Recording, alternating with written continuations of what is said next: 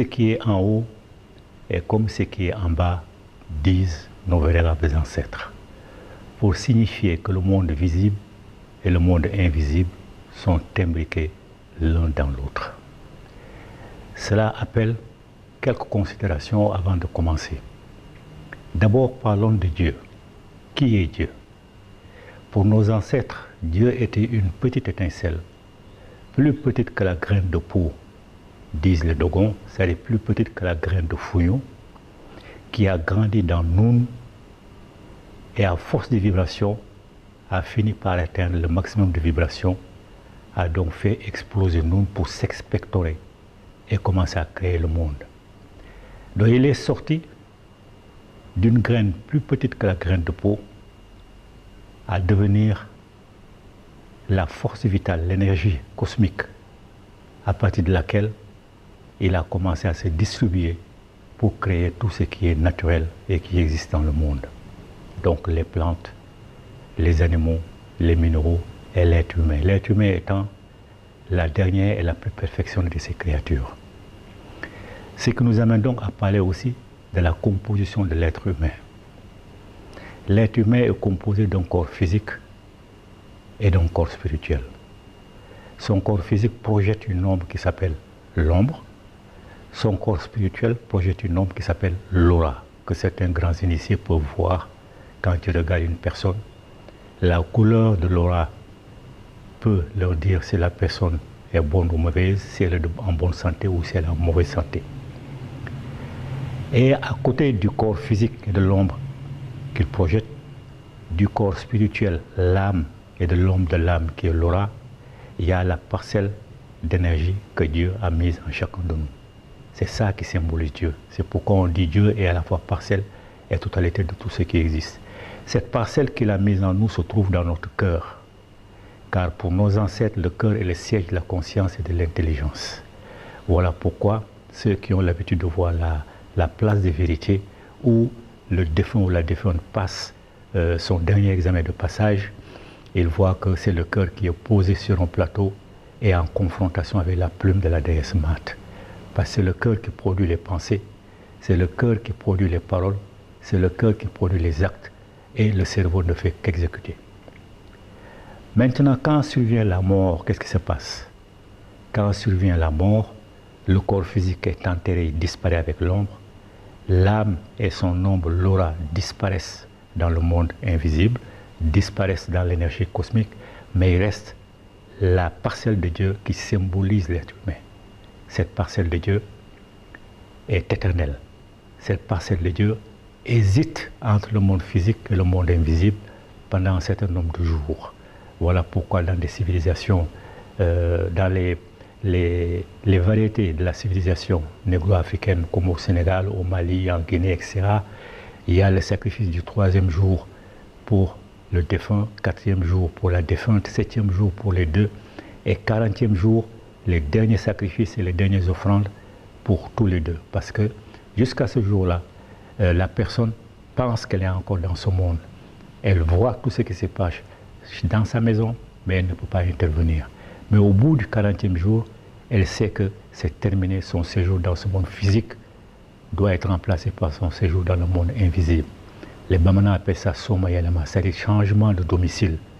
Alors quand elle change de domicile au bout de ce 40e jour, la personne s'auto-juge. Ce n'est pas quelqu'un qui va venir lui dire tu as fait ceci, tu as fait cela. C'est la personne elle-même qui passe en revue toutes les pensées qu'elle a dites, toutes les actions qu'elle a posées, toutes les paroles qu'elle a prononcées, et elle sait automatiquement là où il y a l'erreur.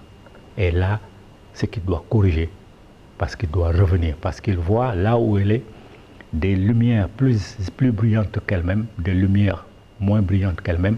Elle sait qu'elle doit progresser parce que c'est là automatiquement qu'elle prend conscience de là d'où elle vient. Elle est une parcelle de Dieu et elle aspire à rejoindre cette divinité-là, d'où la réincarnation. Alors, je dis aux musulmans, aux chrétiens, etc., à tous ceux qui ont tourné le dos à l'enseignement de nos ancêtres, que ce 40e jour-là, la personne voit toutes les erreurs qu'elle a commises. Les musulmans, les chrétiens qui ont forcé leur famille à suivre leur idéologie d'emprunt, savent les erreurs qu'ils ont commises et aspirent à venir les corriger dans une famille dont elles pensent que ceux qu'ils ont laissés derrière eux ont au moins compris et ont commencé à corriger le tir. Toujours est-il que la réincarnation, c'est ça qui est à la base de notre société. On se réincarne autant de fois qu'il est possible pour pouvoir nettoyer complètement la parcelle que Dieu a mise en nous et que nous avons salie par nos pensées, par nos actes et par nos paroles. Maintenant, la réincarnation, elle a deux sorts. Soit elle est rompue, soit elle va jusqu'au bouclage du cycle. La rupture est plus facile, parce qu'il est plus facile de faire le mal, de penser le mal, de dire le mal, de commettre des actes irréparables. Dans ce cas, la parcelle que Dieu a mise en nous est tellement sale que nous perdons le statut d'ancêtre méritant. Nous ne pouvons plus nous réincarner. Et là, nous subissons ce que nos ancêtres appellent la seconde mort. On disparaît dans le plan physique, on disparaît dans le plan invisible. Personne ne peut nous invoquer en tant qu'ancêtre. On a disparu complètement. Le bouclage de la réincarnation, c'est lorsque, avec des centaines de réincarnations, on a réussi à purifier notre être véritable. Ça y est, la parcelle que Dieu a mise en nous. Les bouddhistes qui ont le mieux copié chez nous disent que Bouddha s'est réincarné plus de 500 fois avant de rejoindre le nirvana, ça y est, le paradis. Donc la réincarnation, elle est longue. Elle est longue, elle est longue. Quand on boucle le cycle, là, ceux qui ont eu l'occasion de voir également l'image de la place de la vérité, voient le défunt ou la défunte en face de la déesse Mate et en face de toutes les divinités justifiées, de toutes les divinités justifiées, de toutes les âmes justifiées en face d'elle, et elle passe maintenant son dernier jugement, son dernier auto-jugement. Son cœur affronte la plume de la déesse Mate. Si elle est aussi légère ou plus légère, effectivement, elle rejoint définitivement les divinités. De toute façon, elle ne peut pas se présenter devant les divinités si elle ne s'est pas affinée complètement. C'est ça le paradis chez nous. Le paradis, comme l'appellent nos ancêtres, c'est le retour fusionnel en Dieu. La parcelle que Dieu a mise en nous est tellement pure et purifiée, on n'a plus besoin de se réincarner. Maintenant, pourquoi la confusion? L'enfer, le jugement dernier et le paradis. Quand les Hébreux sont venus au cours de la 12e dynastie, dans les années 2000 avant Jésus-Christ, ils ont trouvé que nos ancêtres avaient déjà terminé d'élaborer ces concepts. Parce que ces concepts, jugement dernier, paradis, enfer, sont des concepts élaborés par nos ancêtres, bien avant même l'invention du calendrier en 4200 et de poussière. Bien avant même. Et quand les Hébreux sont venus, ils ont commencé à apprendre chez nous. Ils ont compris que nos enseignements, derrière les termes, même pas derrière les réalités qu'ils expliquaient aux enfants pour les terroriser, pour leur faire peur, ou pour les inciter à faire le bien pour aller au paradis, ils ont compris que derrière l'enseignement profane existait l'enseignement initiatique. L'enseignement profane dit quoi? Que l'enfer, c'est un endroit où on ne sert que de l'eau en fusion, que les planches des maisons sont en feu, les plafonds sont en feu, tout est en feu.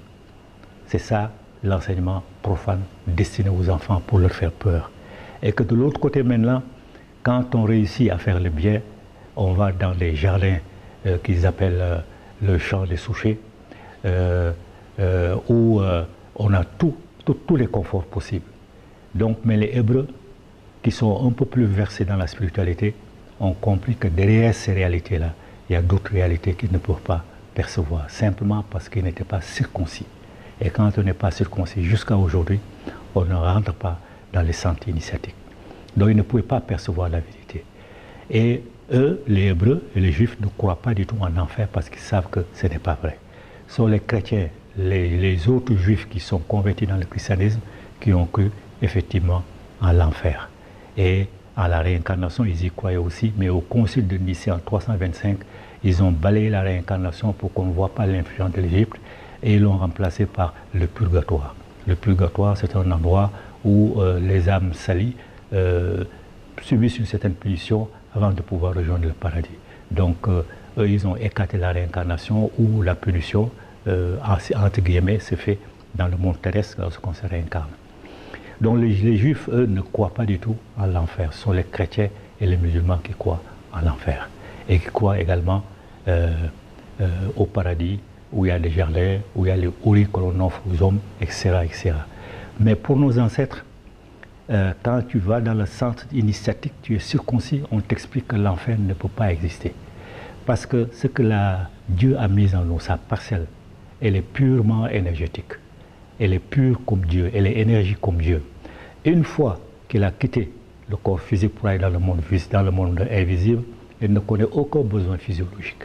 Il n'a jamais faim, il n'a jamais soif, etc. D'ailleurs, personne n'a jamais vu nos ancêtres chercher un feu de bois pour se réchauffer, chercher l'ombre d'un baobab pour se mettre à l'abri, chasser pour manger, chercher l'eau, une source d'eau pour boire ou s'accoupler. Personne n'a jamais vu ça. Parce que de l'autre côté, aucun besoin physiologique n'existe.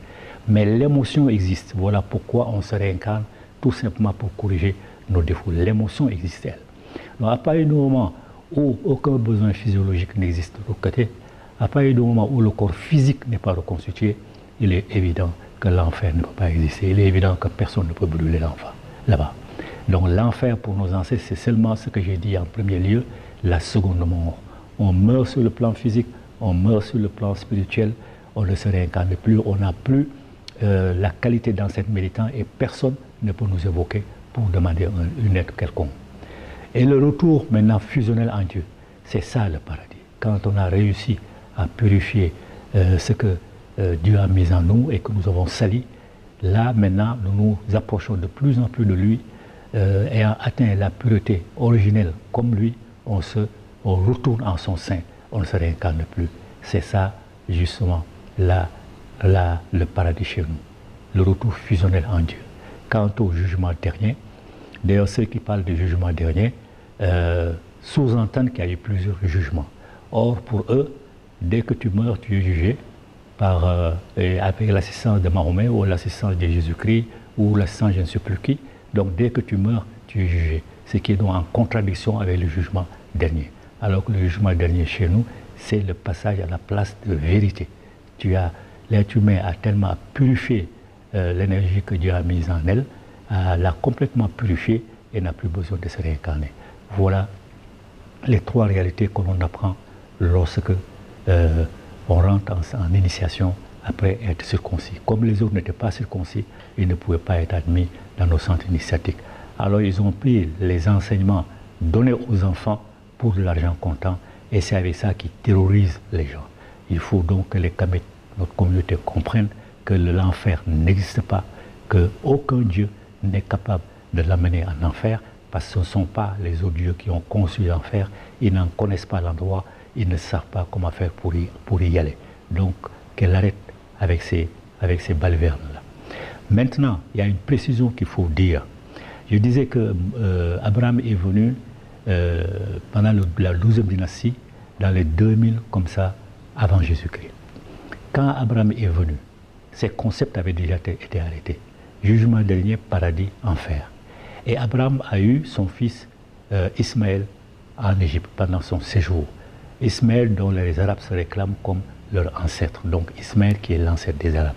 Ça veut dire que, clairement, la race arabe n'existait même pas dans l'humanité lorsque nos ancêtres ont conçu ces concepts-là.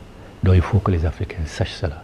Alors, des gens ne peuvent pas venir nous dire qu'ils connaissent ce que nos ancêtres ont inventé et qu'ils ont essayé de copier sans succès, qu'il faut que notre communauté arrête de croire à ces sornettes-là.